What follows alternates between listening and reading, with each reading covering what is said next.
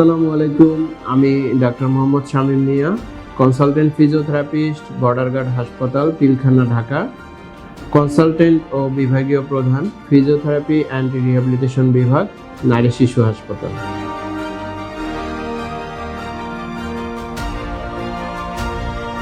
আমাদের physiotherapy সেবাসমূহ manual therapy ও electrotherapy, Baat ব্যথা, paralysis, প্রতিবন্ধী শিশু, ঘাড়ে ব্যথা, কোমরে ব্যথা, হাঁটুতে ব্যথা, পায়ের গোড়ালি ব্যথা, brachial plexus injury, sports injury, মুখ বেঁকে যাওয়া, মাংসপেশিতে টান, সায়াটিকা অর পিএলআইডি, আর্থ্রাইটিস ও হাড়ের ক্ষয়, হাতের কনুইতে ব্যথা, ligament injury, spinal cord injury, head injury, peripheral nerve injury এবং মহিলাদের প্রসব পরবর্তী এক্সারসাইজ।